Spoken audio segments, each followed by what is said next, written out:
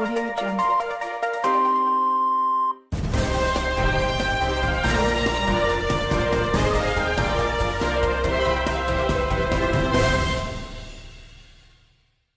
Audio Jungle.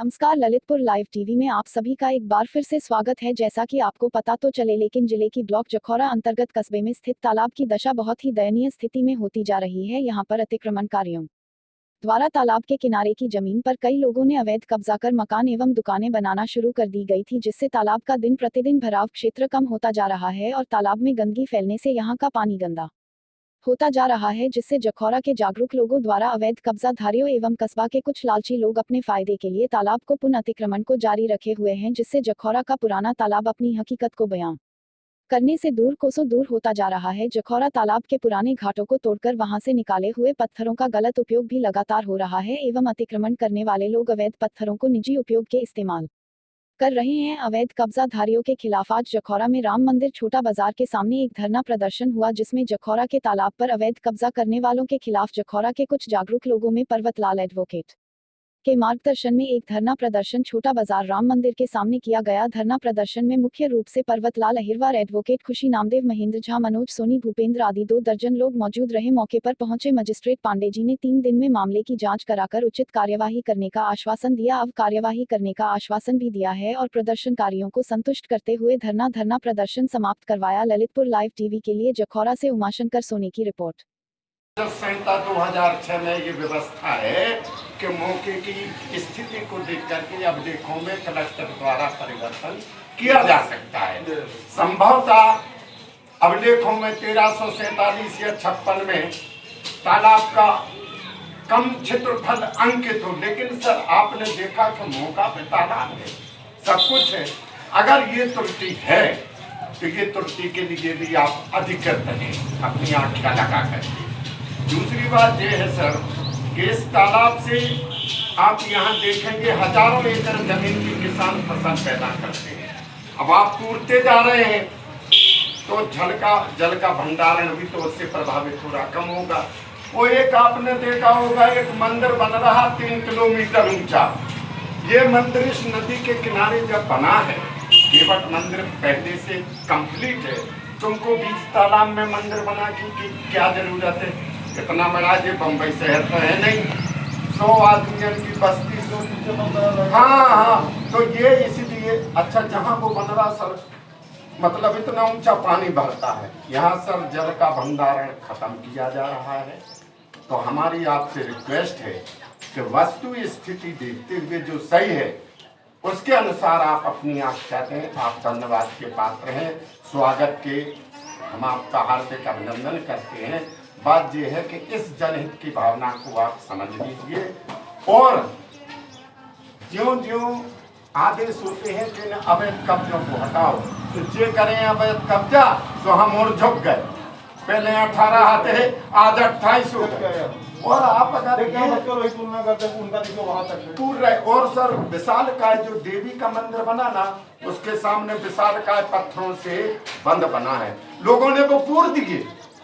अब चूंकि आप इतना भी अपने साथ साजो सामान नहीं लाए, ना ही हम वहाँ गए थे फावरे से उखड़वा के वो आपको दिखाते कि ये विशालकाय बंद के पत्थर मिट्टी से पूर के वो अंदर कम से कम 50-50, 60-60 फुट भराव क्षेत्र में अवैध निर्माण हो रहे हैं। आप बताएं सर, आप तालबेट में हैं, तालबेट के मानसरोवर में सफाई हो सकती है, तालाब में सफाई हो सकती है अवैध कब्जों की।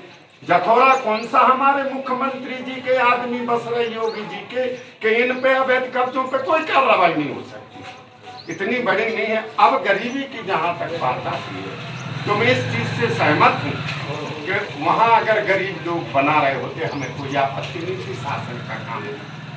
गरीब नहीं, इतने पिलर मजबूत सीमेंट गट्टी से बना रहे हैं कि यहाँ का खेत साहूकार नहीं कर सकता, उनको आप गरीबी की परिधि में रखेंगे।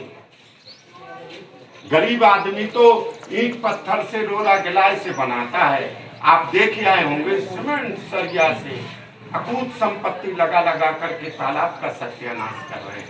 हमारी फसल का सत्यानाश हो रहा है, हमारे पूरे गांव के आदमी उसमें नहाते धोते हैं, और जो मृत्युकालीन संस्कार होते हैं वो भी उसमें निपटाए जाते हैं।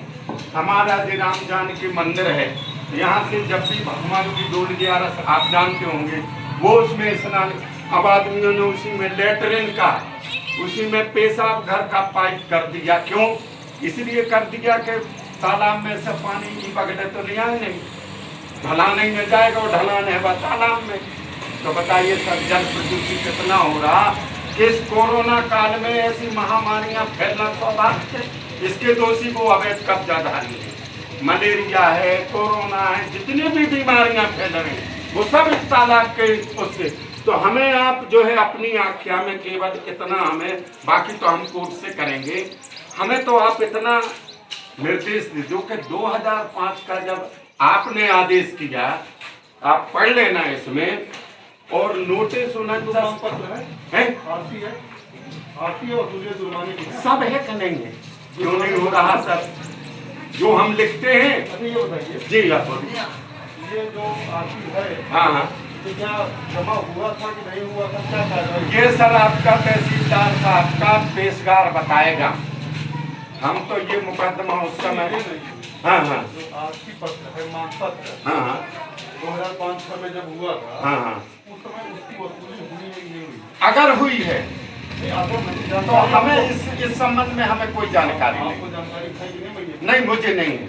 अब अगर ये वसूली जब आदेश हुआ था 1867 वाला, हाँ, तो क्या उसकी कोई कार्रवाई हटाया गया था कि आज तक नहीं हटे और बढ़ रहे। बात तो यही अटक रही। दूसरी बात, अगर हरजाना वाली बात है तो हरजाना जमा करके तुमको भूमि का अधिकार थोड़ी मिल जाएगा। वो तो जितने दिन किया उसका दंड है, और वो तो हटाना ही पड़ेगा। ये है इसका आशय। इसका पालन सर जी आज तक नहीं हुआ, और हम बराबर 20 साल से संघर्ष कर रहे हैं इसके लिए। जितनी बार आती है रिपोर्ट, गोलमोल चली जाती है। अब आपसे हमारा ये निवेदन है कि आप जाके अपनी स्थिति, चूंकि पूरी नहीं देख पाया, हमने लोगों से कह दिया था कि नौका लगवा देना, ताकि चलो कोई नहीं। आप कोरोना मुझे भी हुआ था, हाँ मालूम है, वो तहसील बंद रही। अब सर आप इस बात से हम फिर जाएंगे तो नहीं नहीं नहीं नहीं अगर हम ही बीमार पड़ जाएंगे। नहीं नहीं, तो आप इस बात से पूर्णतः सहमत और सेटिस्फाई होंगे कि वास्तव में भाव तालाब में। धन्यवाद। जय हिंद, जय भारत। समझ जो था